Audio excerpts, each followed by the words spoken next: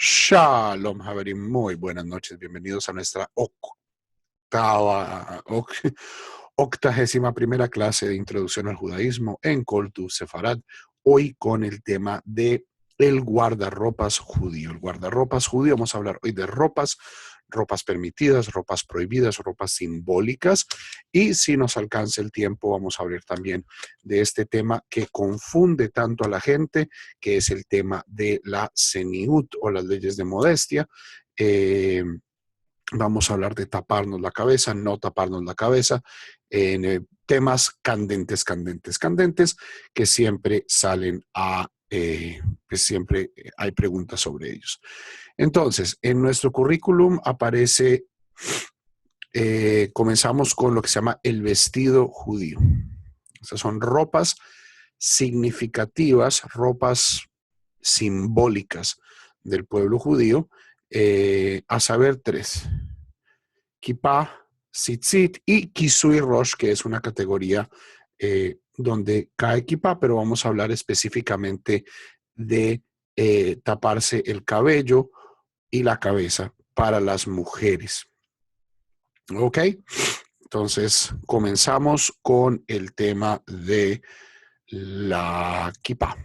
Comenzamos con el tema de la kippah. Abramos un tablerito. Fantástico. Entonces, vamos a hablar del vestido judío. Y la primera pregunta que mucha gente me hace cuando están explorando el judaísmo, me dicen que si pueden usar kippah. O dicen, usamos kippah, como si fuera pues un gran logro, una gran mitzvah. O sea, bueno, usamos kippah, usamos tefilín. Entonces tenemos este adminículo. Ya hemos hablado de esto. Si quieren remitirse a nuestra clase, creo que es la clase 20 y pico, sobre símbolos judíos. Ahí hablamos en detalle sobre la kippah.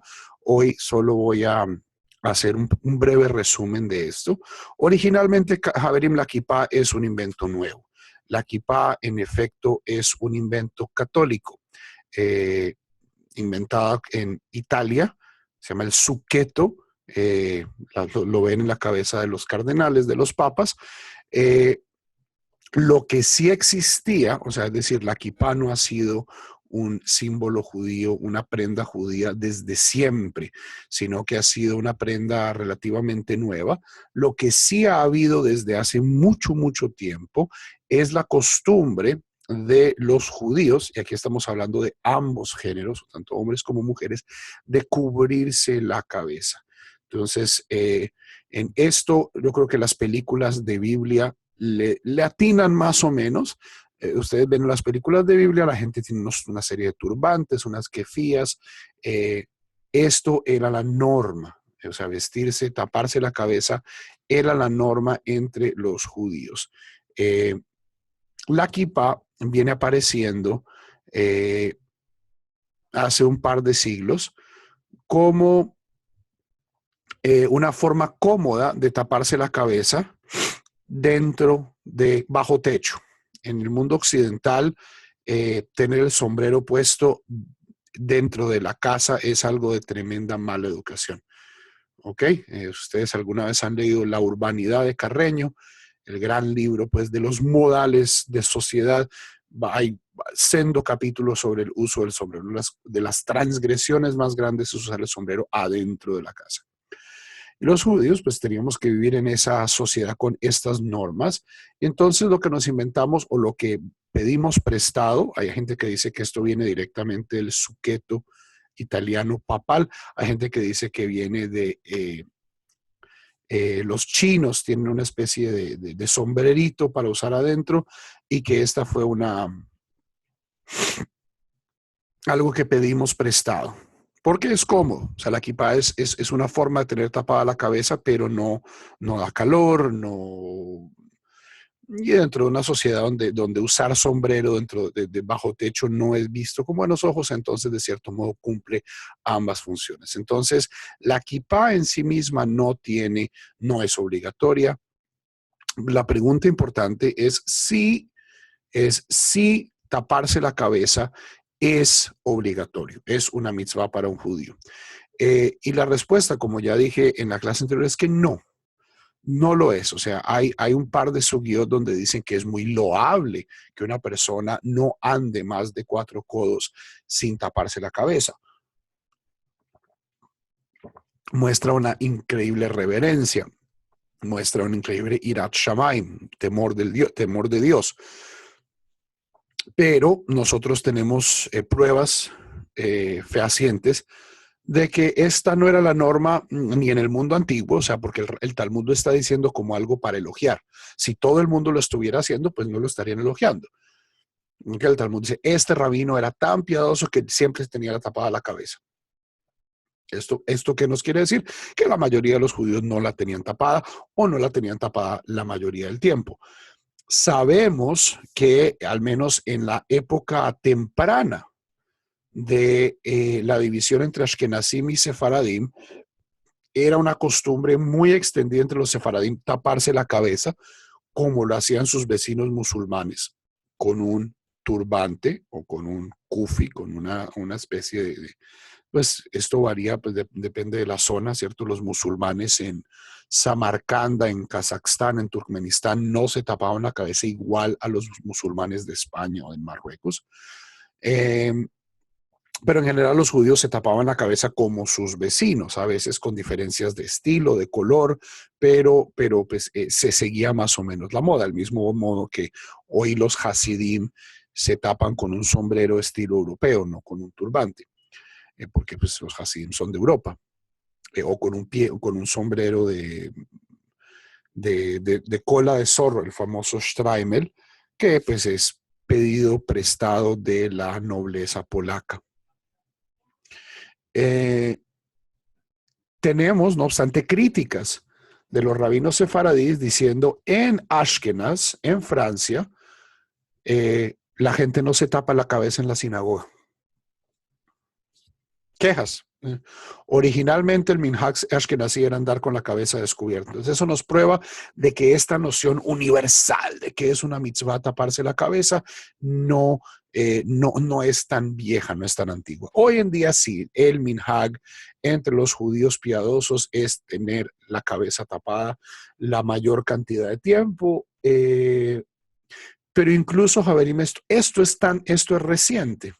Esto es muy reciente y viene de Israel. Viene de Israel, que es un sitio donde, pues, dado que hay una mayoría judía, esto, pues, no estorba. Entonces, pues, la gente, pues, lo usa todo el día. Es una forma de identidad, es una forma de autoidentificación. Y especialmente desde el 60, hay estudios sociológicos, históricos de esto, de que a partir de la victoria de la Guerra de los 6 días en el año 67, hay un incremento en el uso de la kipá en los judíos de la diáspora, especialmente en los Estados Unidos, como un marcador de identidad. Sentimos orgullo de Israel, entonces uso una kipá como marcador de que soy judío, no tanto de que soy observante, sino que soy judío. Pero los maestros de mis maestros, rabinos de una impecable observancia, en los años 50, en los años 30, ellos se ponían la kipá cuando iban a estudiar Torah, cuando rezaban o cuando iban a decir una verajá. Y el resto andaban sin kipá. Entonces, esto depende muchísimo de la moda. ¿Qué deben hacer ustedes? Ustedes, Javerim, deben hacer lo que les dicte su conciencia y lo que les dicte también su situación. Es peligroso en algunos lugares de América Latina y ciertamente en España, los Javerim que nos oyen en España, andar con kipá en la calle. Yo no lo recomendaría en la mayoría de los países latinoamericanos, no solo por cuestiones de seguridad, sino también por cuestiones y ya vamos a hablar de esto, sino hoy la próxima clase es Seniut. O sea, uno no siempre está de humor para andar respondiendo preguntas tontas de la gente. ¿Ok? Entonces, la kipá específicamente, pues cada uno conoce su sitio. Pero sí, o sea, es una costumbre muy, muy, muy, muy, muy afincada el cubrirse la cabeza cuando yo voy a estudiar Torah, cuando voy a decir una verajá, cuando voy a rezar. Hay gente que se pone la kippah cuando llega a la casa, ¿cierto? En su espacio privado, en su espacio donde tienen una mayor, no sé, un mayor control, una mayor seguridad. Si una persona no puede usar la kippah todo el tiempo, entonces,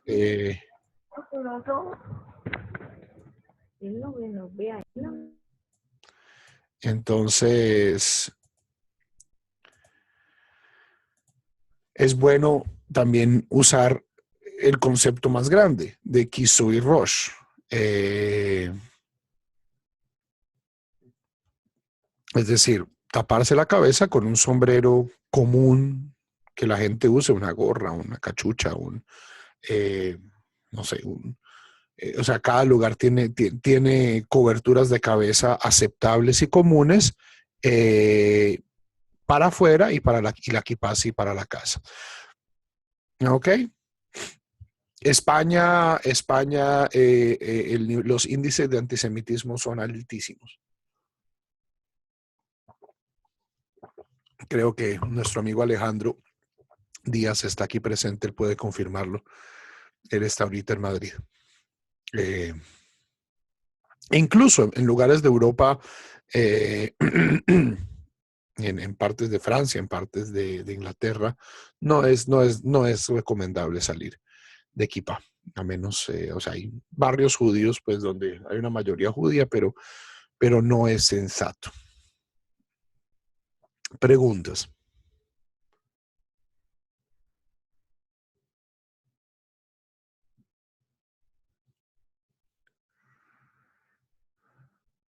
Ok. El segundo punto, y por el momento hablemos de kippah para los hombres. Ya vamos a hablar de taparse la cabeza para la mujer. ¿Hay un texto de la Torah que diga que se debe tapar la cabeza como mitzvah? No. Hay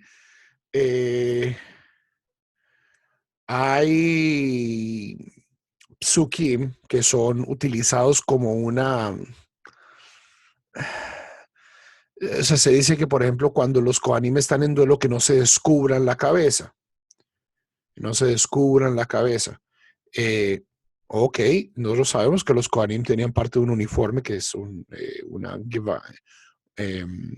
turbante, un gorrito, o sea, un turbante para el Kohen Gadol, un gorrito para los Kohanim normales. Entonces ahí tenemos una cuestión. Pero más allá de eso, o sea, nosotros sabemos que la gente en la época bíblica se tapaba la cabeza, pero esto no era porque fuera una mitzvah, es porque esta gente vivía en el Medio Oriente, y en el Medio Oriente hace calor. Anden ustedes sin sombrero en Israel hoy, o en Yemen, o en Jordania, y les cuento un cuento. O sea, eso tiene que ver también parte del clima y de la geografía. Entonces, sí, en la Biblia seguramente la inmensa mayoría de las personas se tapaba la cabeza, pero no como mitzvah. Es más, o sea, que todo el mundo se tape la cabeza justamente, de cierto modo, disminuye el significado de algo como mitzvah, algo que hace todo el mundo, judío o no judío, o sea, es difícil a veces enmarcarlo como mitzvah, porque las mitzvot, pues, deben ser intencionales, o sea, es una mitzvah tener una nariz, pues todo el mundo tiene una nariz. Y el que no la tuviera, pues estaría exento de la mitzvah de tener nariz. Entonces, en el mundo antiguo, pues sí, taparse la cabeza era general, pero no hay ningún texto que diga que es una obligación taparse la cabeza. O sea, que la mayoría de la gente la tuviera tapada, ok. Pero no, lo que quiero de cierto modo desarticular es esa noción de que usar kippah es una mitzvah. Muchas, no, yo uso kippah todos los días. Ok, yo uso kippah todos los días. Eso no hay. Hay meseros no judíos en restaurantes en Maryland que usan kippah todo el día como una forma de respeto a sus clientes y son chinos, la verdad, o sea, eh, entonces, segundo punto. Ya pues hemos hablado también de esto. Esto va a ser más bien un resumen, que es los tzitzit.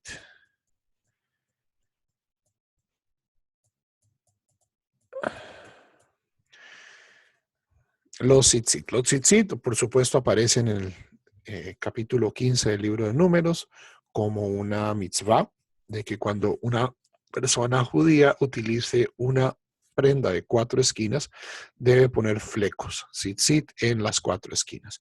Luego la halajá aclara mucho más qué tipo de prendas, todo de día, de noche, etcétera, etcétera, etcétera. Todo esto pues ya hemos hablado de los tzitzit, pero quiero enfocarme en los tzitzit como prenda, porque esto es justamente lo que los tzitzit eran y han perdido.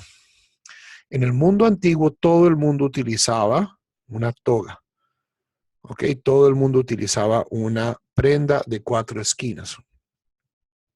Entonces, ¿qué era lo que? Y muchas de ellas personas, y esto lo sabemos por arqueología en el Medio Oriente, no éramos la única cultura que tenía flecos en las puntas, en los remates de nuestros mantos. Todo el mundo tenía mantos. La ropa generalizada es como pantalones. Hoy en día todo el mundo tiene camisetas y pantalones. Así es como se viste la gente hoy. En el mundo antiguo todo el mundo tenía mantos y muchas culturas tenían nudos especiales al final de los mantos. ¿Ok? ¿Cómo lo sabemos? Porque especialmente en Babilonia, la gente sellaba sus documentos, que eran documentos cuneiformes, eran tabletas de arcilla que se escribían con una cuñita, y la gente cuando quería firmar, lo que agarraba el nudo, agarraba su tzitzit y lo presionaba sobre el molde. Este era el equivalente del documento nacional de identidad. Esto lo sabemos incluso del pueblo de Israel antes de la Torá, porque en el capítulo 38 del libro del Génesis, cuando se habla la historia de Tamar y Judá, que es una de las cosas que Tamar le pide como prenda a Yehudá, es su petil, su fleco. Se le pide el anillo, el bastón y petil. Entonces, estas eran cosas que identificaban a Yehuda. En un mundo antes de cédulas y fotos, la gente tenía una forma de amarrar el nudo. Entonces, esto de cierto modo va en contravía de lo que acabo de decir. Pues si todo el mundo lo estaba haciendo, ¿cómo puede ser una mitzvah? Porque lo que hacían los tzitzit judíos diferentes, ¿ok? Era que tenían un hilo de tejelet. Eso era lo que los hacía diferentes. Muchas personas tenían tzitzit. Todo el mundo usaba prendas de 4 esquinas. Entre esas personas, muchas de ellas tenían tzitzit. ¿Qué era lo que hacía? Originalmente, ¿cuál era la mitzvah? Tener una tira, una hilo de tejelet, que era un pigmento carísimo en el tzitzit. Esa era la mitzvah originalmente. ¿Qué pasó? La mitzvah fue mutando. Eventualmente, ¿qué pasa? Se pierde el tejele. Ya esto lo hemos hablado en varias ocasiones. ¿Qué fue lo que ocasionó la pérdida del tejele? El descubrimiento del índigo por parte de Alejandro Magno. En el mundo helenista, entonces súbitamente hay una forma baratísima de hacer tinte azul y el tejele eh, deja de ser económicamente sustentable y desaparece la industria del tejele. Y eventualmente, ¿qué pasa? El manto deja de ser la ropa normal. Pasamos del manto, del poncho, del zarape, en efecto, a camisas, camisetas, pantalones, túnicas, que no tienen 4 esquinas. Y ahí es donde el tzitzit sufre una transformación, que es que pasa a ser de prenda común, pasa a ser prenda ritual. Y posiblemente la forma más clara de entender esta transición es con una alajá muy sencilla. Y es la pregunta de si yo puedo entrar con el talit al baño o no. La alajá en el Talmud, la alajá en los Rishonim, la alajá en el Shulchan Aruch es clarísima.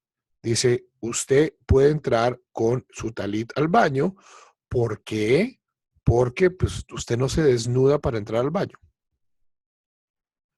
Esa era la ropa de la persona, pues yo no me voy a desnudar para ir al baño. Pero cuando ya el talit comienza a ser visto como una prenda ritual conectada con el rezo, con el estudio, con la élite rabínica, entonces el talit ahí pasa de ser una prenda de todos los días a volverse una prenda ritual y por eso muchísimo más restrictiva. Tanto así que hoy en muchísimas sinagogas, aún si no son observantes, ¿ok? Aún si no están observantes, aún si no son observantes, eh, hay un anuncio en los baños. Por favor, no entre vistiendo su talita al baño. Ok, entonces vemos la transformación de la misma por ese lado. De nuevo, una cosa es decir, o sea, sí, yo, primero que todo, la kipá no se intima diciendo Oter Israel Betifara. Todo el mundo usaba sombrero, todo el mundo usaba eh, cubiertas. Entonces hay una verajá para cuando uno se pone el sombrero en la mañana, pero no era una kipá. No era una kipá. Y no es una mitzvah. Es una costumbre, es una cosa loable, es una cosa de identidad, todo lo que quieran, pero no es una mitzvah.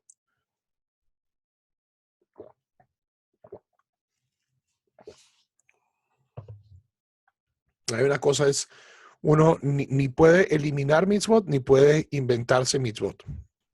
Entonces, no nos inventen. Usar kippah no es una mitzvah. Es una costumbre muy extendida y no tiene nada que ver con la kippah. Es taparse la cabeza, es una costumbre muy extendida. ¿Ok? Ok, continuando. Entonces, el tzitzit pasa de ser una prenda común a una prenda ritual, no a una prenda especial. Lo cual nos crea un problema, que es el fundamento del tzitzit es recordarnos, dice explícitamente, verlo y recordar las mitzvot de Dios. Entonces, si esta es una prenda que yo solo estoy usando durante el rezo, pues por supuesto que en el rezo me estoy acordando de las mitzvot de Dios. Esa no es su función. Y ahí es de donde surge el talit katán. El talit katán como una prenda de uso diario, como una prenda de uso común que tiene tzitzit. Ya me han oído hablar de esto. Talit katán no es un talit pequeño. Talit es femenino. Es una palabra femenina. Si fuera talit pequeño sería talit ktaná. ¿Ok? Talit katán es el talit de un niño o el talit de un menor de edad. Entonces, a alguien se le ocurrió decir, oiga, mire, si yo me pongo, sí, yo ya no uso talit porque uso pantalones y uso camisa, pero el talit de mi niño, si yo me pongo eso, pues los tzitzit me salen por debajo de la ropa. Y de ahí es de donde viene la costumbre de talit katán. Tanto y usando la misma prueba de acidez, o la misma prueba de mitzvateidad, todas las fuentes dicen que no es necesario quitarse el talit katán cuando uno entra al baño. Entonces, es decir, hoy de cierto modo el talit katán funge como, o sea, cumple la función que tenía el talit grande en la época antigua. Pregunta, la gran pregunta. Entonces, ¿se deben usar los tzitzit afuera o abajo?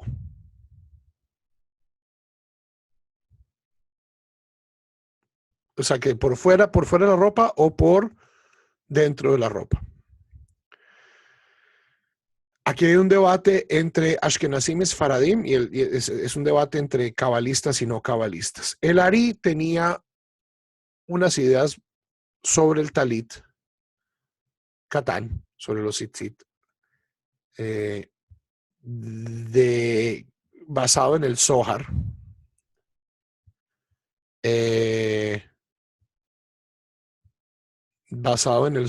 de que deberían ir cubiertos, de que el poder de los tzitzit es un poder cubierto. Y por eso la mayoría de los sefaradim que siguen al Ari, que son cabalistas, utilizan los tzitzit por debajo de la ropa. O sea, como prenda interior metidos dentro de los pantalones. En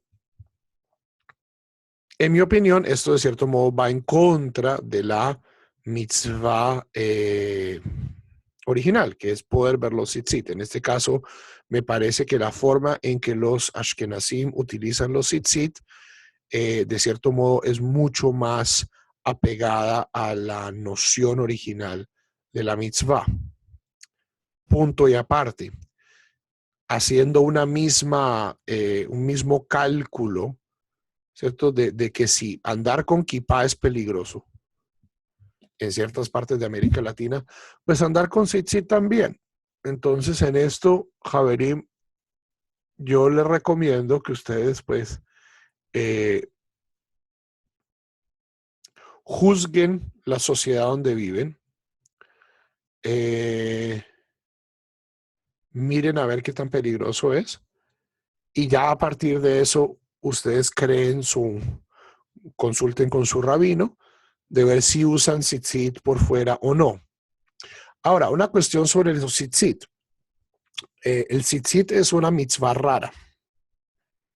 El tzitzit es una mitzvah rara. Las mitzvot se dividen en muchos grupos y hay dos grandes. O sea, hay muchas formas de verlos, positivos, negativos.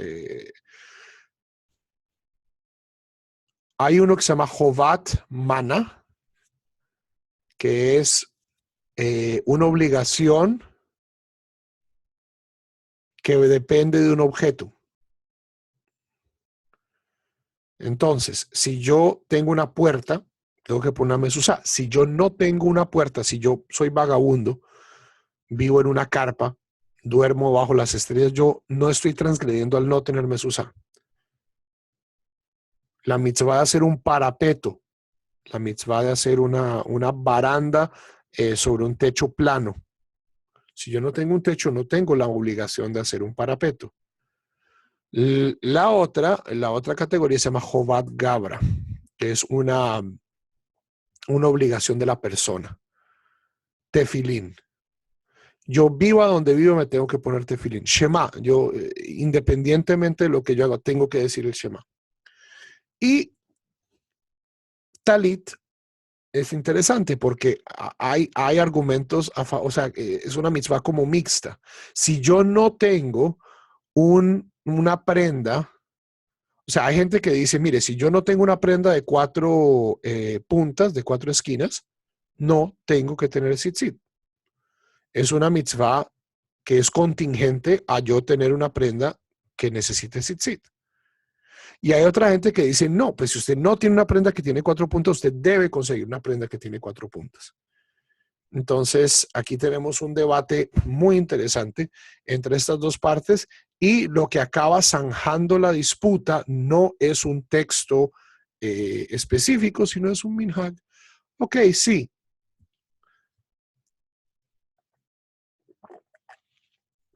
La mayoría del mundo judío utiliza un talit.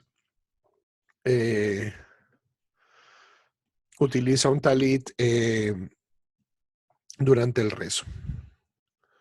¿Quieren usar talit katán? Aquella persona que hace más mitzvot. O sea, yo no voy a desestimular a que la gente haga más mitzvot.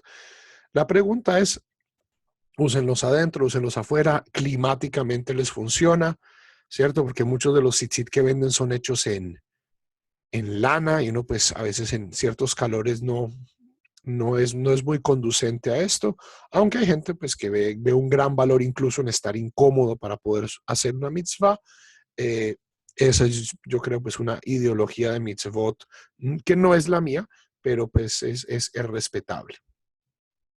¿Ok? Ritualísticamente solo deben usarse durante Shaharit. No necesariamente. O sea, yo puedo usar el talit de día. Incluso puedo usar el talit de noche, pero no digo verajá sobre el talit de noche. La mayoría de las personas solo se pone talit en Shaharit.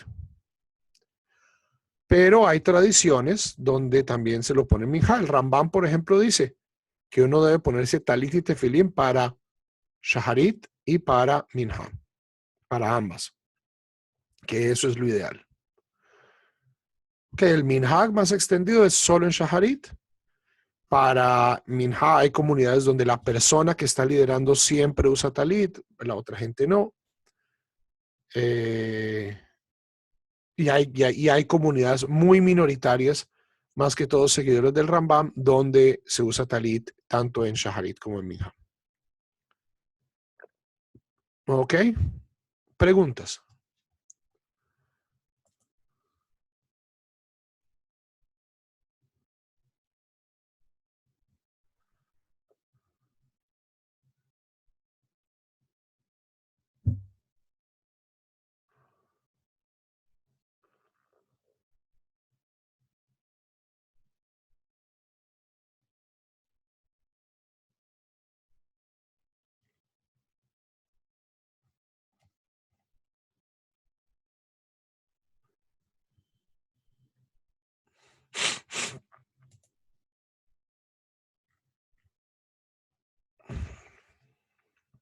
¿Se puede hacer un talit o debe comprarse en una tienda judía? Buena pregunta, y esto me responde la pregunta de David.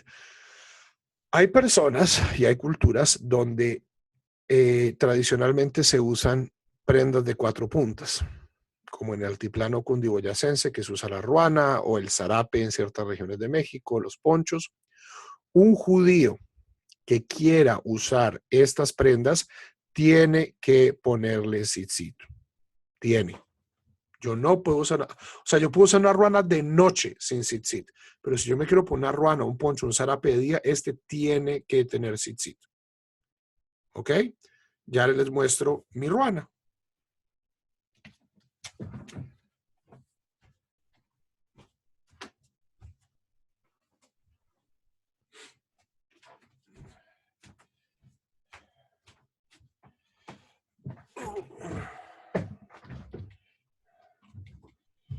Esta es la ruana.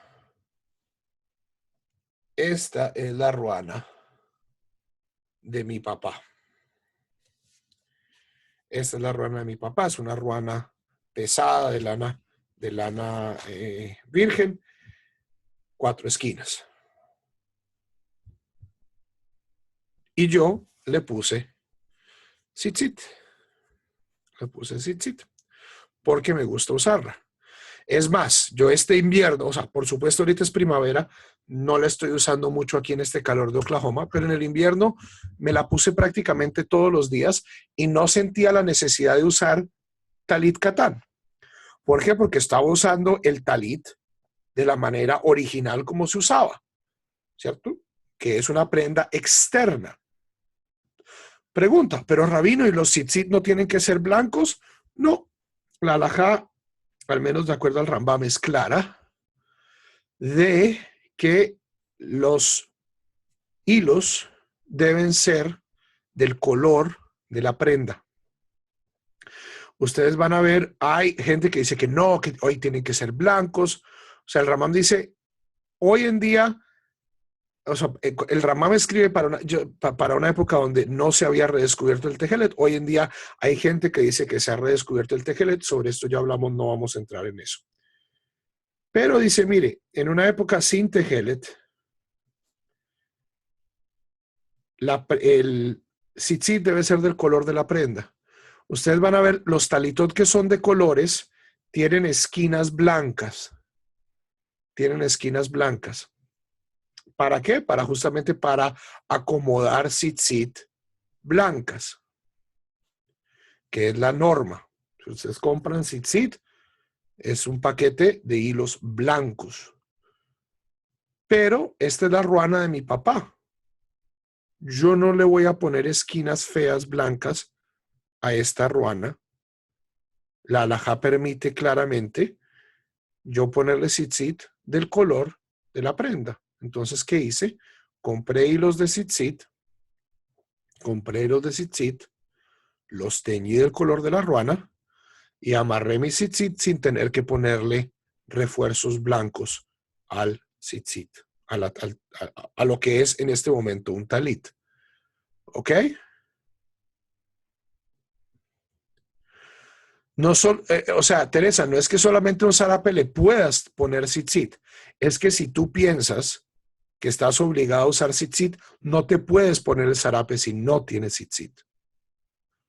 O sea, esto no es una cuestión de elección, de que, ay, qué lindo el poncho. No, es que yo no me podía poner esta ruana si no le ponía tzitzit. Me la podía poner de noche. ¿Por qué? Porque en la noche no se, la mitzvah de tzitzit es solo durante el día. Pero de día yo no me podía poner esta prenda a menos de que le hubiera puesto tzitzit. Entonces, ¿qué hice? Le puse tzitzit. Muy importante eso sí, Javerim. Muy importante. Los hilos del tzitzit deben ser hilados por una persona judía con la intención de que sean tzitzit. Yo no puedo ir a la tienda y comprar una madeja de lana o una madeja de hilo o una madeja de piola y hacer tzitzit basado en eso. El tzitzit, una de las cosas que tiene que tener que ser tavui lishma, tiene que ser hilado por una persona judía con la intención de que sea tzitzit.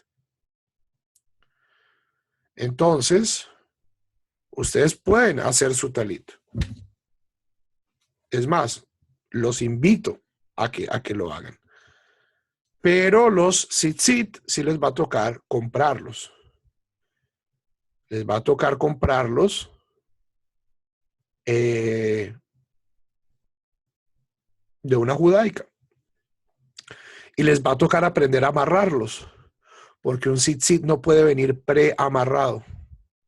Yo he visto mucho, si ustedes dicen comprar tzitzit, salen un montón de tiendas mesiánicas vendiendo ya el tzitzit hecho. Y eso no es correcto. Eso no cumple la halajá. Hay muchas tradiciones de cómo amarrar el tzitzit. Muchas tradiciones. Videos sobre eso es lo que hay en el internet. Por supuesto, sigan una fuente confiable. Javerí, pues no sé por qué me están haciendo todas estas preguntas. Esto ya lo estudiamos.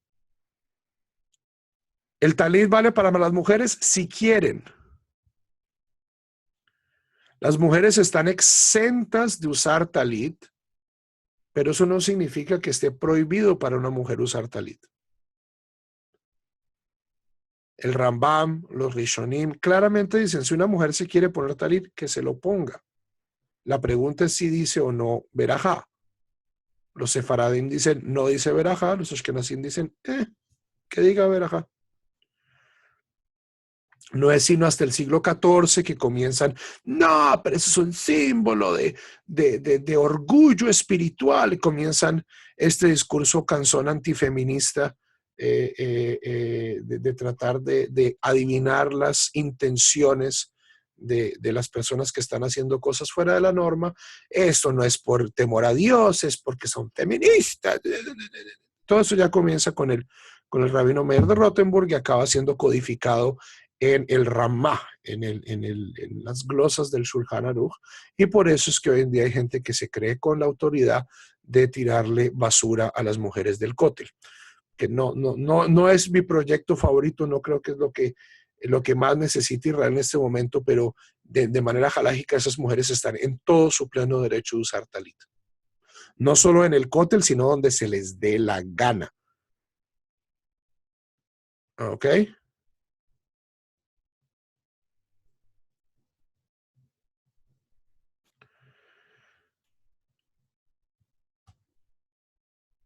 Ok. Preguntas.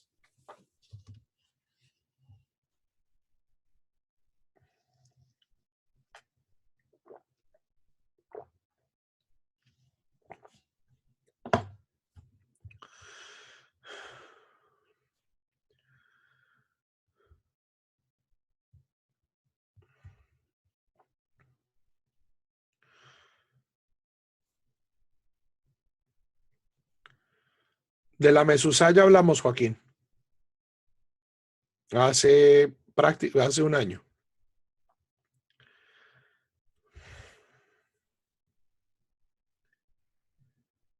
Preguntas sobre el guardarropas judío.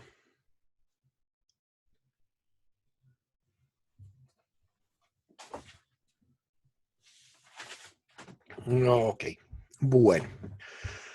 Y aquí ahora sí entramos en el tercer tema. Alta herejía. Borremos esto. ¿Dónde está para borrar?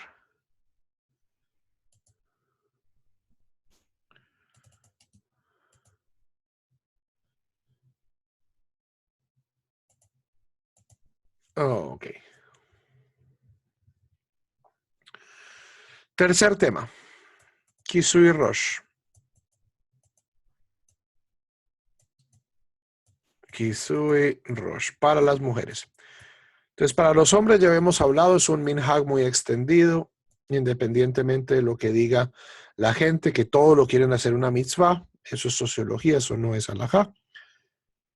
Yo me puedo tapar la cabeza como hombre con lo que yo quiera, con un sombrero mexicano, con un trapo, con un sombrero de payaso, con una kipá, con un gorro de lana. Lo importante es tener la cabeza tapada. ¿Ok? Pasemos entonces al tema del Kisui Rosh entre las mujeres. Y aquí tenemos dos temas independientes. Uno, si una mujer está obligada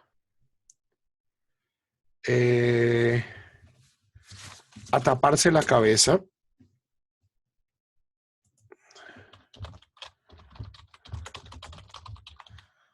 en la misma circunstancia que un hombre. Es decir, cuando una mujer se va a decir una verajá, cuando va a estudiar Torah, sí necesita taparse la cabeza. Y la segunda pregunta, de si una mujer casada está obligada a cubrirse el cabello. Estas son dos preguntas separadas e independientes. ¿Ok? La respuesta en la ortodoxia, hoy en día, en la mayor parte de la ortodoxia, vamos a ver que hay disensiones, es no para lo primero y sí para lo segundo. ¿Ok? En efecto, esto en muchas comunidades ortodoxas es lo que distingue a las mujeres casadas de las mujeres solteras. La mujer casada está tapado el cabello, mientras que las solteras andan con la cabeza destapada. Primera objeción, y esta objeción la levanta no solo lo segundo, esto es prácticamente universal dentro de la ortodoxia, pero la primera persona en levantar la objeción sobre lo primero, de que una mujer soltera no tiene que taparse la cabeza cuando esté estudiando Torah o cuando esté, es el mismísimo Rav Ovadia Yosef, Zecher Tzadik Libraja. ¿Ok? ¿Qué dice? ¿De dónde proviene esta costumbre de Kisui Rosh? Esto aparece en Hilhot Tefilá del Rambam. Cuando una persona reza, parte de Tikkun HaLevush, parte de la indumentaria correcta para rezar, es tener la cabeza tapada. El Rambam no dice, y esto solo se aplica a los hombres. Si recordamos las clases de Gilhot Tefilá, recuerden que para el Rambam, tanto hombres como mujeres están obligados a rezar.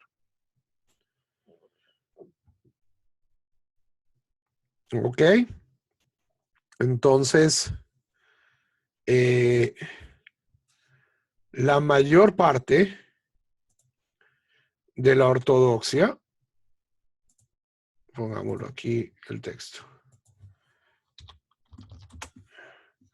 La mayor parte de la ortodoxia dice que no tienen que taparse la cabeza si están solteras, pero sí están obligadas a cubrirse el cabello.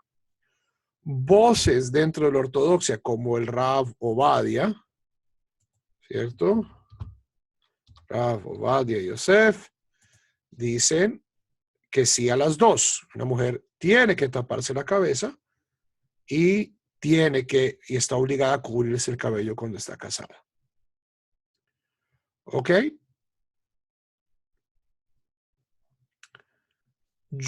Aquellas personas que me conocen,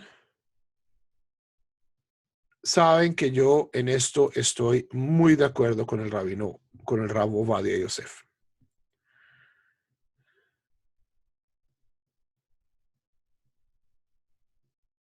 Esta costumbre que se ha extendido mucho en el mundo ortodoxo, de que las mujeres no se tapen la cabeza, no tengan que hacer un cambio en su forma de vestir cuando entran a la sinagoga, cuando hagan cosas santas, en mi opinión proviene de una actitud que no es bonito decirlo, pero hay espacios entre los elementos más tradicionales de nuestro pueblo que verdaderamente no ven la oración de las mujeres como algo muy importante,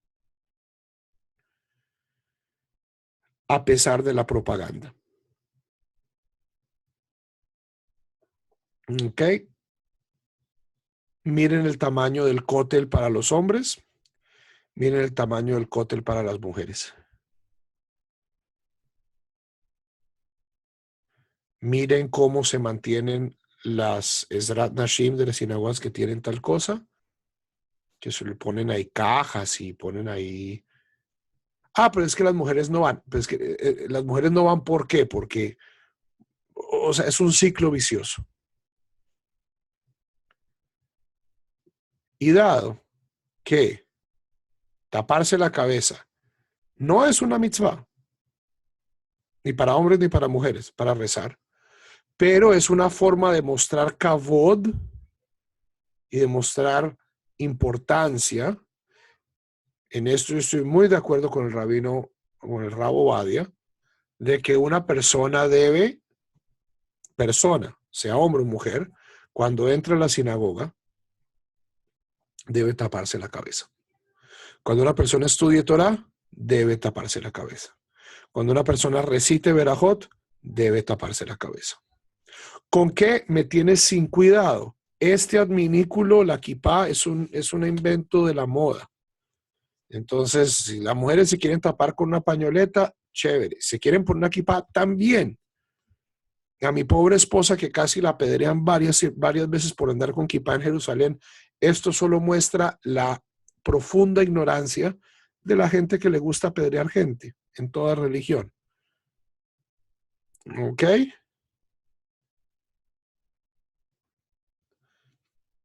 Esto no tiene alajot. Esto no tiene alajot. Y en vez de ver el valor de, esta persona se está tapando la cabeza como un acto de piedad, entonces ver, esto es feminismo, otra vez el ciclo, pues, vicioso. Pregunta, una mujer casada, entonces yo estoy de acuerdo en que toda persona debe taparse la cabeza. Y, por ejemplo, en la sinagoga donde yo trabajo, esta es la norma. Todos los niños que estudian en nuestro Heder, en nuestra escuela judía, tienen que taparse la cabeza. Los niños por lo general usan kippah. Hay niños que les gusta usar su gorra del Thunder, su gorra de los Yankees, ok. Eso es perfectamente legítimo. Las niñas, hay niñas como mis hijas que van con kippah. Hay niñas a las que la kippah no les gusta, entonces se ponen hay como unos cositos de tul, de encajecito, que se ponen con un clipcito, como una mantilla. Hay balacas así anchas de tela. Hay pañoletas. Pero todos los niños, sean hombres, sean niños o niñas, todos los estudiantes se tapan la cabeza. ¿Por qué? Porque la Torá que estudia Juanito es tan importante como la Torá que estudia Juanita. Y yo demuestro que esa Torá y que esa tefilá es tan importante exigiéndole lo mismo a los dos.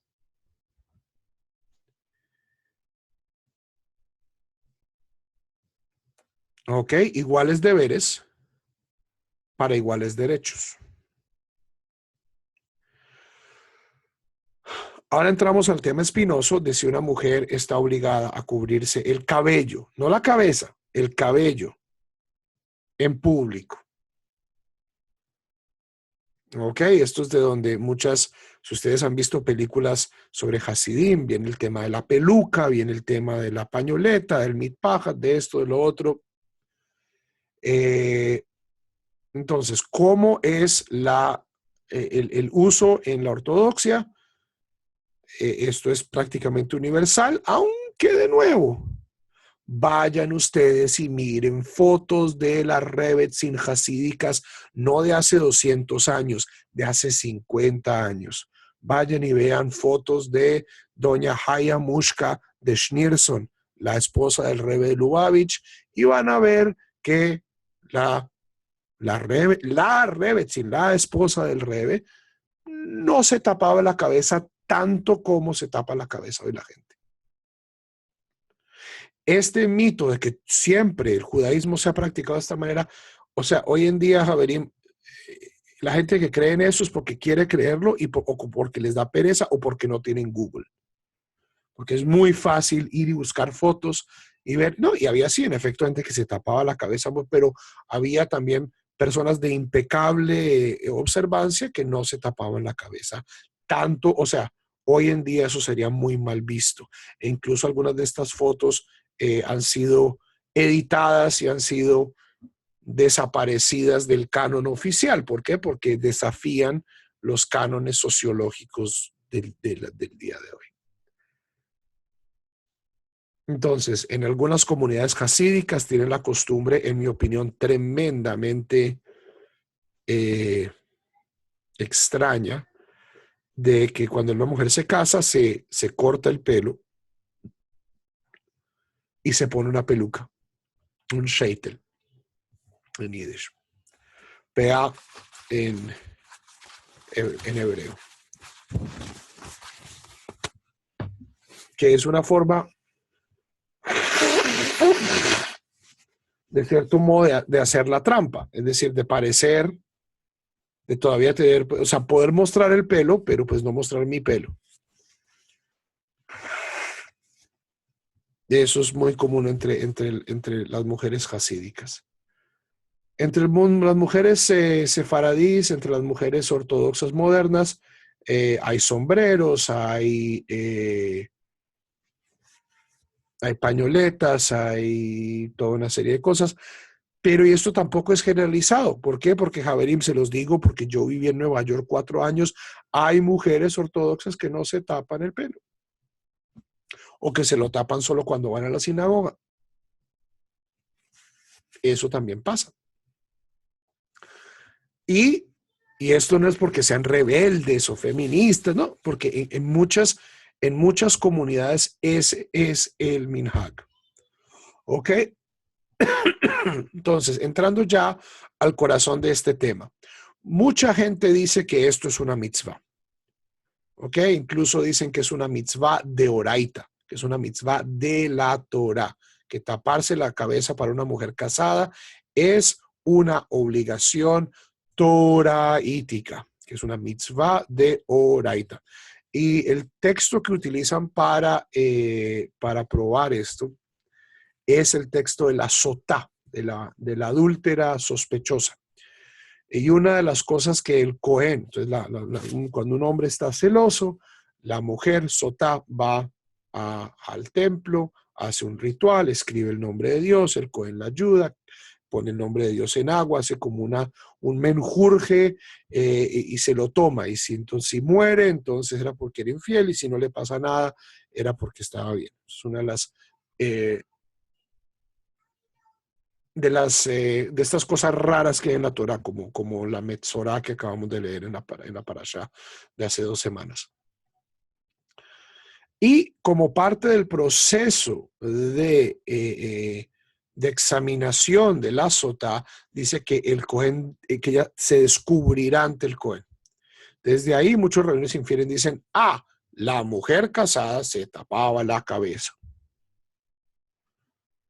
Y es una mitzvah para ella taparse la cabeza. Ok, eso es, en mi opinión, deducir, eso es lo que se llama la falacia naturalista. En filosofía se llama la falacia naturalista, que es sacar un debe ser de un hay. Entonces, porque hay es porque debe ser. Entonces, en el mundo antiguo las mujeres se tapaban la cabeza. De ahí deducimos que es una obligación taparse la cabeza. Eso no se sigue lógicamente. De nuevo, que la gente se tapase la cabeza en el mundo antiguo tiene más que ver con cuestiones de clima y con cuestiones de moda que con una obligación explícita de la Torah, decir las mujeres tienen que taparse la cabeza. Las mujeres casadas deben taparse la cabeza. O sea, yo estoy absolutamente seguro que en la época bíblica las mujeres se tapaban la cabeza, pero no solo las casadas, sino todas las mujeres, como todos los hombres se tapaban la cabeza, porque por calor, por moda, porque hay desierto, porque hay arena, porque, ¿ok? Entonces,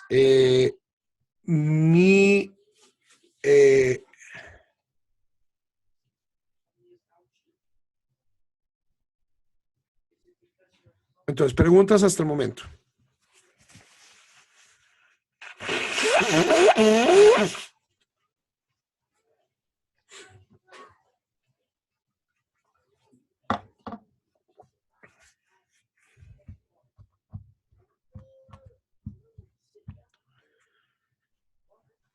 Ok. Entonces, aquí quiero resaltar algo sobre lo que no hemos hablado, que es que esta cuestión de Kisui Rosh, en efecto, no es Kisui Rosh, porque es taparse la cabeza. Kisui Rosh es taparse la cabeza. Es Kisui Hasear, es taparse el cabello. Es que dentro de la tradición que ha sido presentada como la norma, solo la mujer casada está obligada a hacerlo. Y esto es algo muy extraño. O sea, aquí hay algo que a mí no me suena. A mí algo que aquí me hace, o sea, mis antenitas de Bilín detectan la presencia del enemigo o mi espíritu arácnido, que mi sentido arácnido me dice que aquí hay algo raro. ¿Por qué? ¿Cuál creen ustedes que es la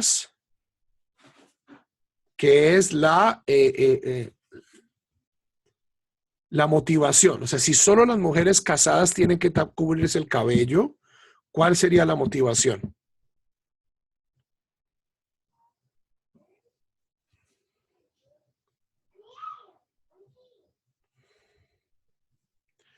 No.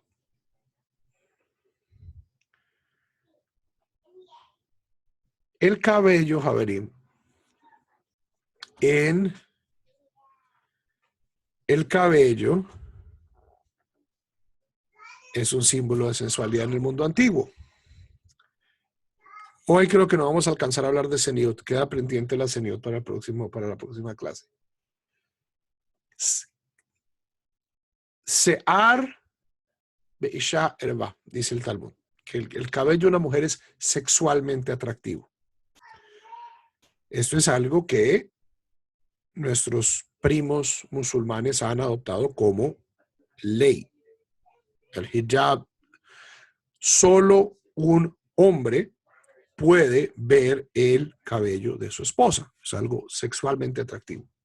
Es algo que debe ser compartido en intimidad. Si esa es la fundamentación de esta prohibición, entonces explíqueme por qué solo las mujeres casadas tienen que hacerlo.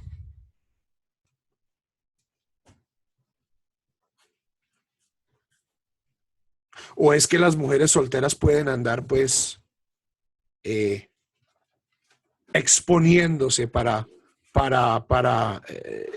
atrapar pues a los incautos? No, o sea, si vamos a hablar de seniut, seniut es seniut. Si lo que queremos es que la gente sea modesta, ¿cierto? Y esto en efecto es una parte sexual, es una parte erótica, es una parte atractiva, pues tapémoselo también a las solteras.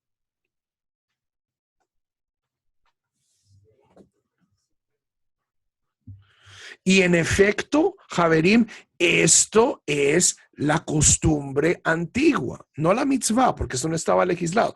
Pero ustedes van y miran los Rishonim en el Rambam, también muy influenciado por su ambiente árabe.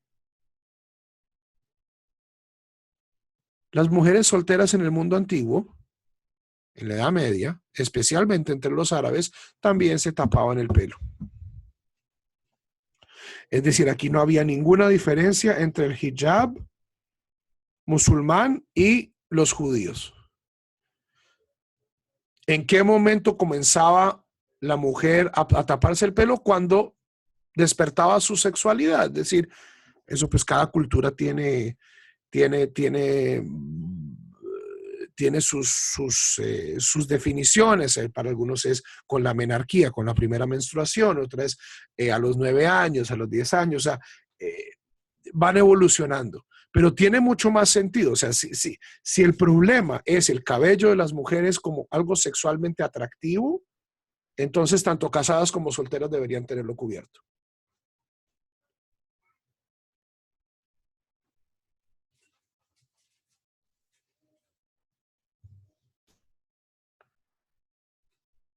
¿Ok?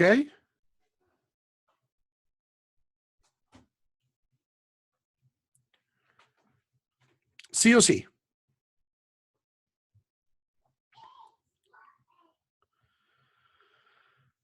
No, o sea, cualquier tipo de cabello.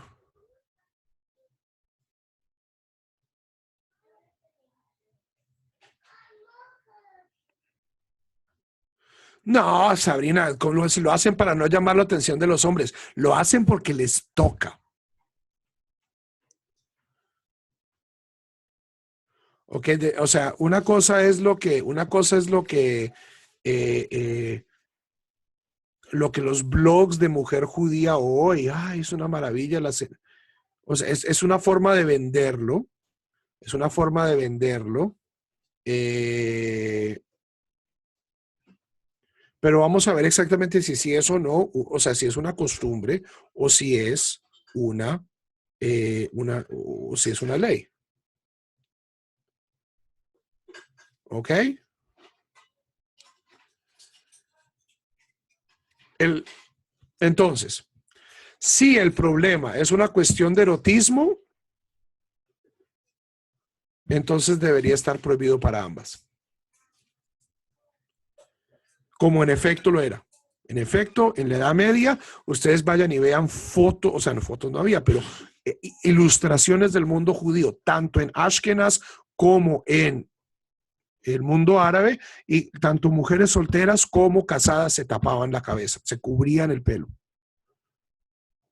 Y no solo en el mundo judío, sino las musulmanas y las cristianas, todo el mundo se tapaba el cabello. Todo el mundo. Entonces, ¿de dónde sale este minhag moderno de que solo las casadas tienen que obligadas taparse el cabello? Porque la siguiente pregunta es, bueno, ¿y el cabello sí es sexy hoy en día? Si es una mitzvah, o sea, aquí ya no es apelable, no lo podemos cambiar. Pero espero haberlos convencido de que no, o sea, fuentes grandes de que esto sea una mitzvah, no hay. Y de que lo que tenemos hoy en día son una serie de minhagim que han cambiado alrededor del tiempo. Entonces, si es minhag, tenemos muchísima más libertad. Y hay que analizar entonces la raíz de la raíz de la prohibición o la raíz del minhag. Y la raíz se remite a la sexualidad del cabello. El Talmud dice, Se'ar be'isha erva. Es decir, verle el cabello a una mujer es como verle las partes pudorosas. Lo cual, al menos donde yo vivo y donde sé que muchos de ustedes viven, no es el caso. Hay un rabino muy importante, rabino sefaradí de Haifa, que se llama el rabino Yosef Mesas. Y resulta que él vivía en Marruecos.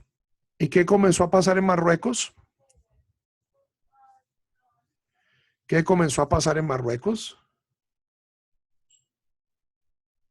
Que las mujeres judías de Marruecos comenzaron a vestirse como las mujeres de París, siglo XX temprano, a la moda parisienne, y ya no se ponían sus pañoletas, sino que salían con sus gorritos y sus vestidos y sus brochecitos a la moda parisina.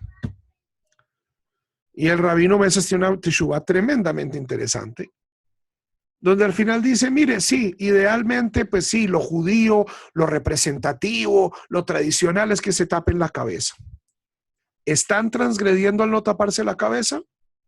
Y el rabino Yosef Mesas, de una manera muy honesta, tiene que decir, no.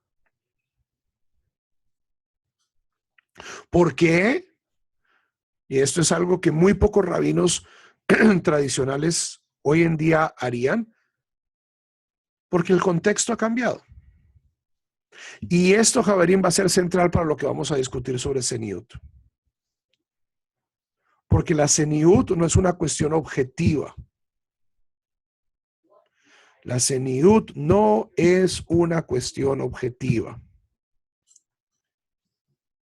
Si hubiera patrones definitivos y objetivos, mitzvot, en la forma de vestirnos, nos estaríamos vistiendo como película de Biblia. Porque si algo es una mitzvah, pues la mitzvah no cambia. Entonces tendríamos que vestirnos, pues, de procesión de Navidad, pues,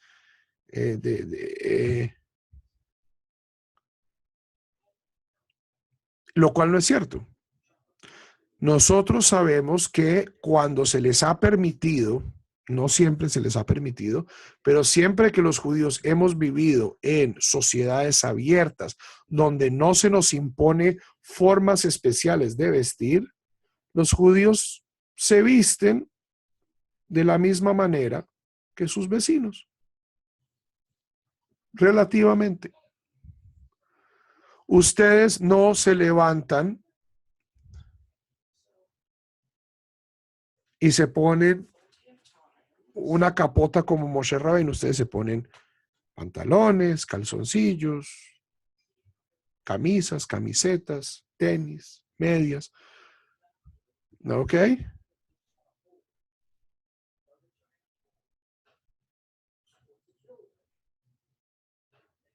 Entonces, solo cuando, como con el Concilio Laterano, que los judíos tenían que usar una insignia o un sombrero especial, ahí sí, pero la mayoría de las restricciones objetivas vienen de afuera. Y es indudable que la ropa judía ha cambiado. Y que las nociones de qué es revelador y qué no lo es también han cambiado. Y no solo estamos hablando en que han cambiado desde la época bíblica hasta hoy. Vean fotos de judíos observantes de hace 50 años, de hace 100 años, de hace 150 años.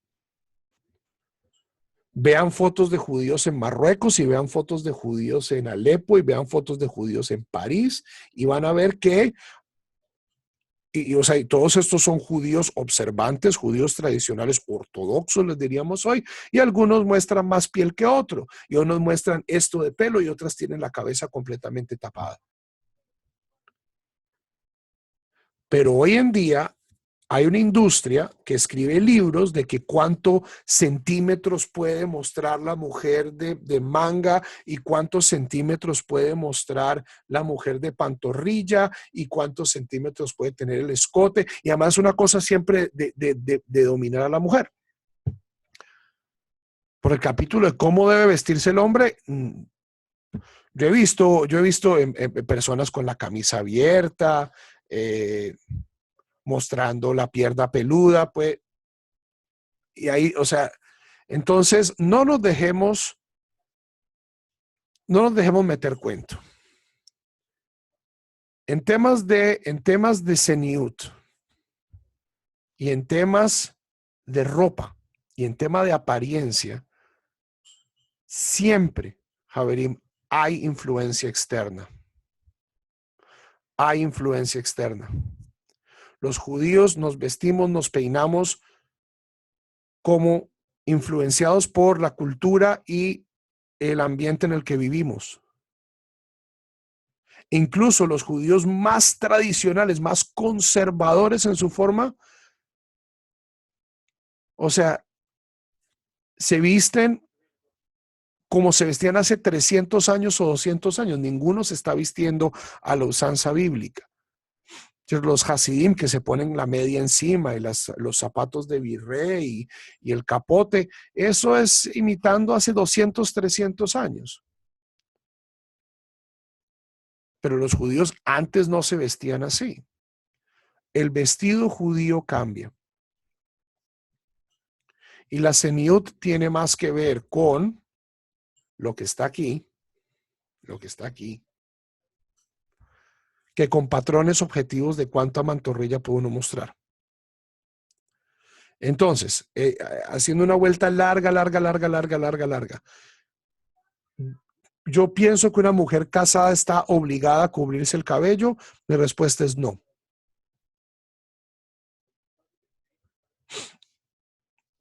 Mi respuesta es no. No creo que haya una obligación. No creo que haya una obligación. Si la mujer quiere hacerlo por tradición, por guardar su cabello a su marido, ok, muy loable, pero no creo que haya una obligación. Y creo que especialmente para aquellas mujeres que son profesionales, que tienen que trabajar, bueno, hay sitios en Estados Unidos, en Nueva York, donde tener un tigel o tener un sombrero o taparse el cabello no impide y no estorba. Pero hay sitios donde sí. Javerín, ¿cuál es la judía ortodoxa más famosa hoy en día?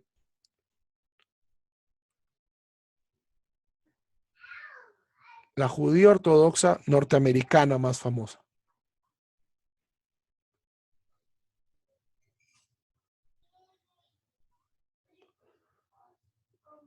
La primera dama de este país, de facto, Ivanka Trump, la hija del presidente de los Estados Unidos.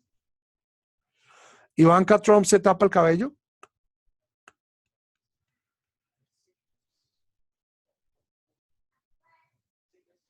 No.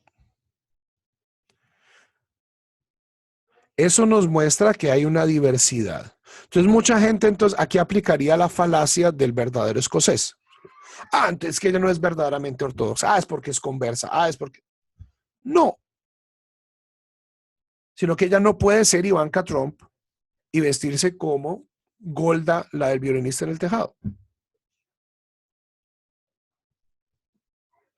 Hay mujeres ortodoxas, observantes, que son cirujanas, que son Y hay espacios y contextos donde podrían tal vez taparse el pelo, pero la mayoría dicen no.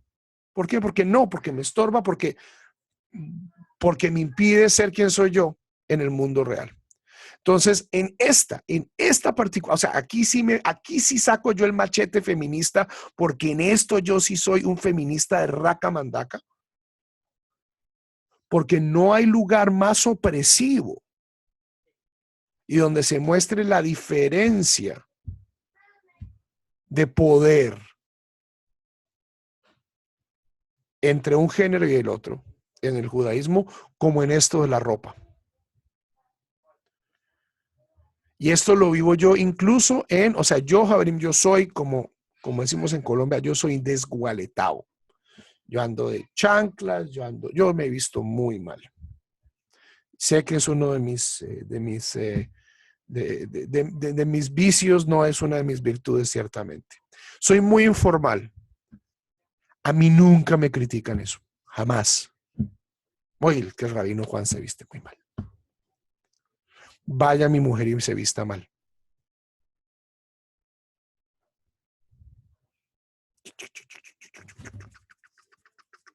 Comienza pues. Es algo que las mujeres hoy que tienen roles de liderazgo en nuestra comunidad constantemente se están quejando. Están siempre siendo juzgadas por su ropa. Que se puso jean, que no se puso jean, que se puso falda, que no se puso falda, que se puso joyas, que no se puso joyas. Mientras que yo, que tengo el mismo nivel de ordenación, a mí no estudiamos en el mismo sitio, con los mismos maestros, recibimos la misma educación, tenemos la misma smaja. A mí en mi vida me han dicho algo sobre mi ropa. Entonces, ¿por qué saco el machete feminista y me pongo a decir esta mano de herejías? Javerín, porque a menos de que sea una mitzvah,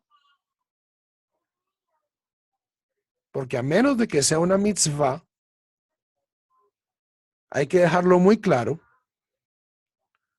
muchas de estas costumbres son formas de poder, que en mi opinión son tremendamente injustas.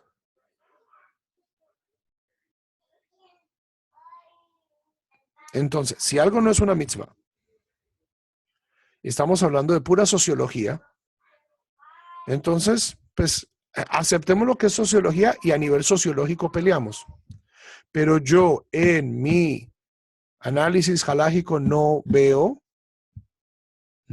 hoy en día una obligación, una mitzvah de que una mujer casada se tenga que cubrir el cabello. Como tampoco decir que la gente se tiene que tapar la cabeza para rezar. Pero si los hombres se lo tapan, pues las mujeres también.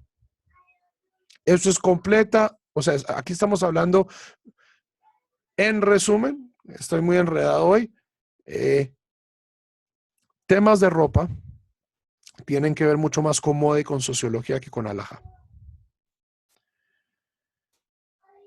¿Ok? Un tema donde sí es absolutamente alhaja, y con esto quiero terminar, es el tema de shatnez. ¿Qué es el shatnez?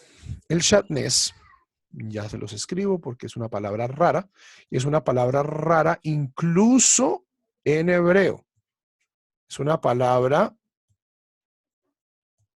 que shatnez.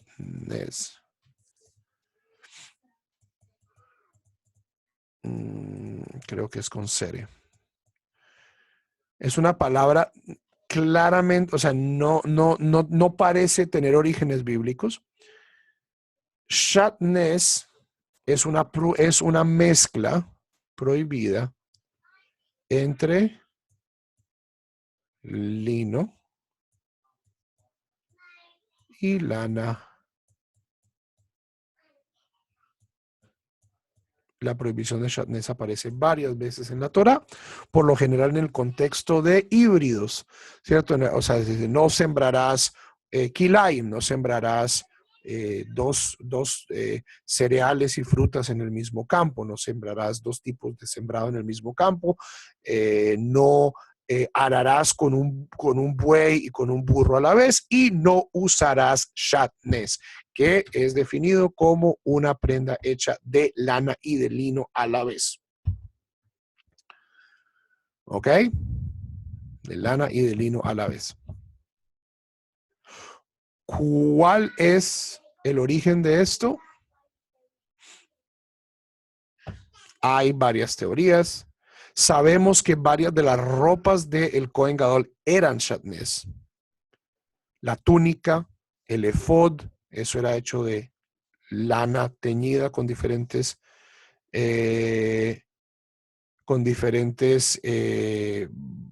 materiales, pero pues ya habíamos hablado en situaciones, hay veces, o sea, lo que a veces hay cosas que están prohibidas en una circunstancia, pero en otras circunstancias son obligatorias. Entonces, sí, el Kohen Gadol tiene ropas que son shatnez. Nadie más que no sea el Kohen Gadol puede usar shatnez.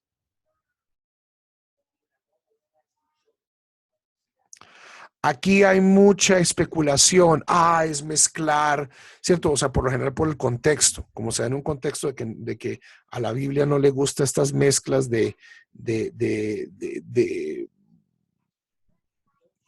como de elementos, de reinos. Entonces tenemos la lana, que es animal, y el lino, que es vegetal. Entonces la gente se mete en unos videos cabalísticos, que es lo animal, el mundo inferior con el mundo superior y que hay que mantenerlos separados. Ok, esos son midrashim bonitos de los cuales uno puede sacar pues material muy bueno de sermones éticos, pero a mí esto me suena mucho más a una prohibición antigua, a una suerte, o sea, lo que el Rambam llamaba las, las, eh, los caminos de la idolatría, ¿cierto? O sea, cosas que se hacían en el contexto bíblico original de Israel y que estaban conectados específicamente con algún rito idolátrico, ¿ok? Pero pues no tenemos así una gran...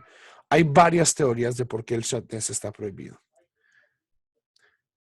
El shatnez solo se aplica. Ahora, ¿cómo reviso el shatnez? Hay una forma que no es 100% segura, que es, pues uno revisa las etiquetas.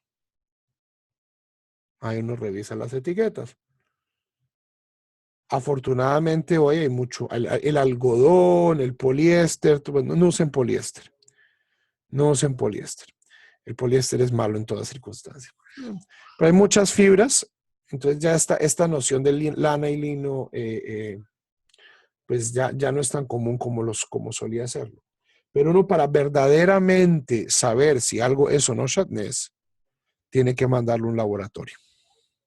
Y hay laboratorios de shatnez. Hay gente que se dedica a eso, tienen microscopios, saben reconocer fibras de lana, fibras de lino, y de cierto modo certifican ropa.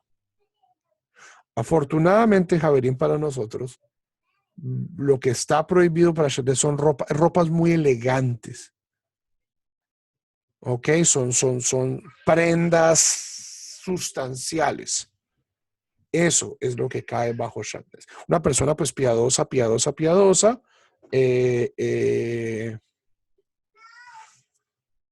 pues revisa todo. Yo, o sea, he de decirlo, esta es una mitzvah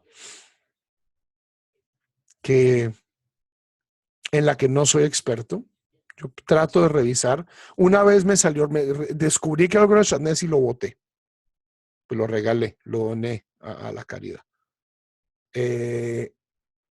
Pero tanto así, pues acá en Oklahoma no hay laboratorios de shatnez.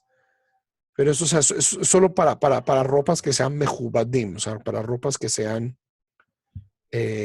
honrosas, pues un vestido, un saco, o sea, un smoking. En ese caso, pues esta prohibición aplica. ¿Ok? Preguntas.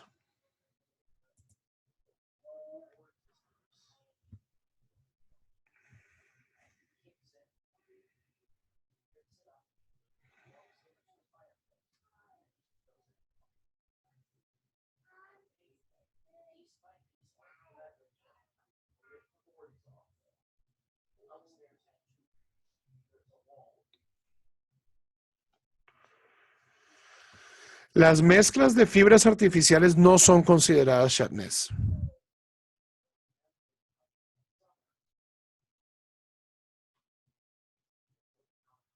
¿Ok? Entonces, estas mezclas de poliéster con licra, con... No. Que afortunadamente, pues, esa es la ventaja de vivir en este mundo de gente mal vestida. La mayoría de nosotros usamos algodón. La mayoría de la ropa que tengo es ropa de algodón. Los sacos de lana son mezclas por lo general de, sí, o sea, a menos de que sea lana virgen, es lana y poliéster, es lana y acrílico, es lana y rayón, son fibras, o sea, el lino no, el lino, o sea, la lana hoy en día se usa de una manera muy diferente como se usaba antes. O sea, acuérdense, Javerín, que en el mundo antiguo no, o sea, en el mundo mediterráneo no había más. Yo usaba o lino, o lana, o cuero. No sé exactamente en qué momento llega el algodón. Creo que el algodón viene de India, si mal no estoy. Otra de estas cosas que nos trajo Alejandro Magno, si mal no estoy. No, Blinder, no, pero en el mundo bíblico esas eran las dos fibras que había. Había el lino, había lana y había cuero. Arrégleselas, papá. El lino es fresquito, el lino es para el verano, la lana pues es picosita y calientica para el invierno y el cuero pues es cuero. Entonces, pues, arrégleselas usted, pues, para encontrar una ropa más o menos intermedia que para, igual, la gente no tenía mucha ropa. Teresa, no averigüe, échate un Wikipedia a saber de dónde exactamente es que viene el algodón, pero estoy absolutamente seguro que el algodón no era bíblico. El nombre incluso del algodón eh,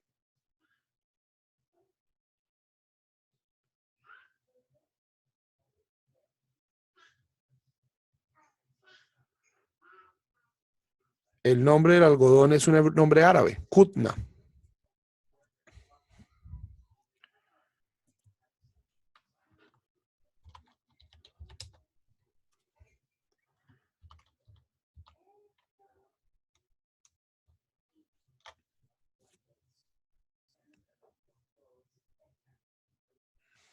Shatnez, Shin, Tet, Nun, Ein, Sein, creo. Esa es una palabra rara. Es una palabra rara. Vamos a ver qué me dice mi adorable y pesadísimo diccionario lexicológico de la Biblia, de cuál es su origen etimológico. Mientras tanto, preguntas.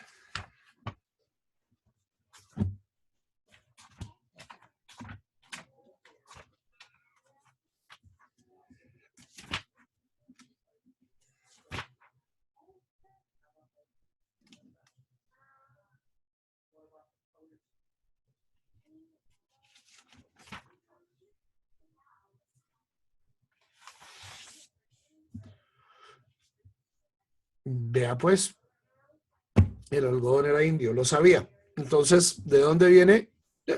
Viene con Alejandro Magno y más tarde.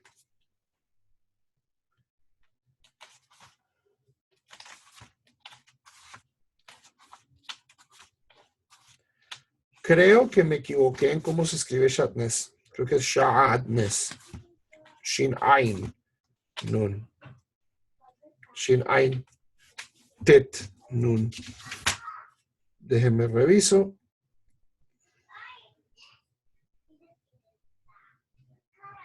En efecto, olvídense de lo que escribí acá. Shatnez.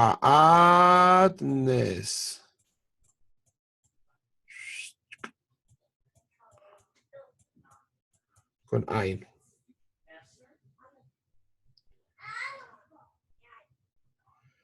Dice el Shatnez. Dice No lleva la segunda N. Shadness. Dice el diccionario etimológico que es posiblemente de origen egipcio, lo cual tenía sentido, que no es una palabra que suene hebrea. No es una palabra que suene hebrea.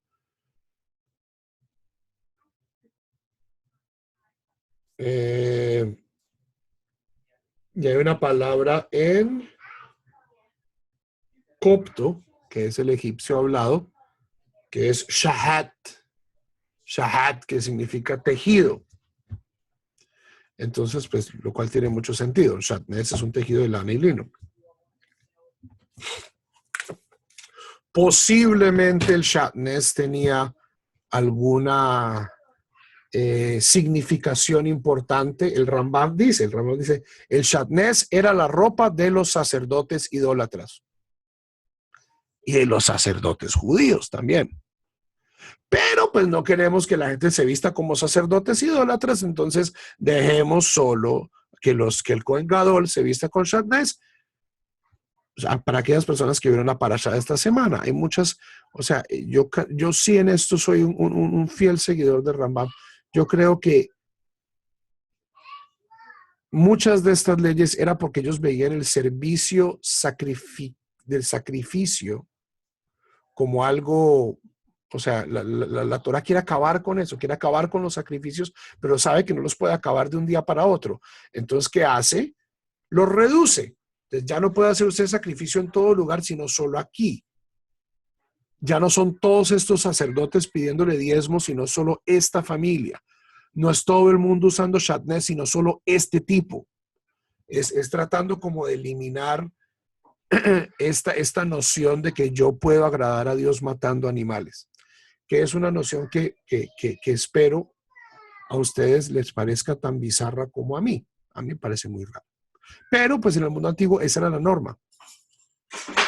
Entonces es de cierto modo Dios educando al pueblo de Israel para que vayan abandonando la idolatría, creando un sistema paralelo donde existen más o menos los mismos elementos, pero limitados, reducidos. Preguntas.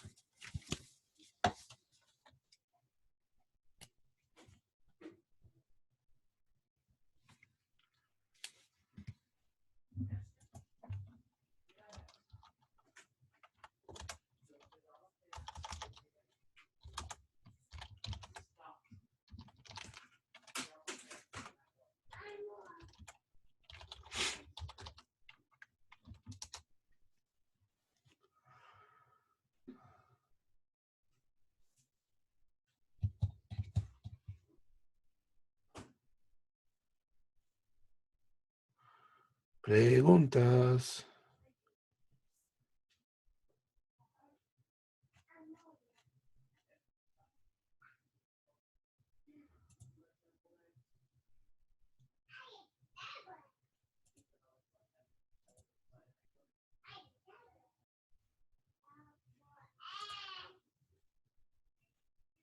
Shalom a todos.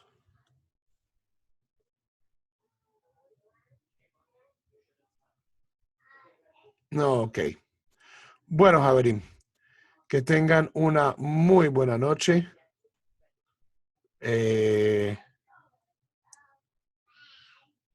Si Dios quiere, hay rezo virtual este miércoles. Ok.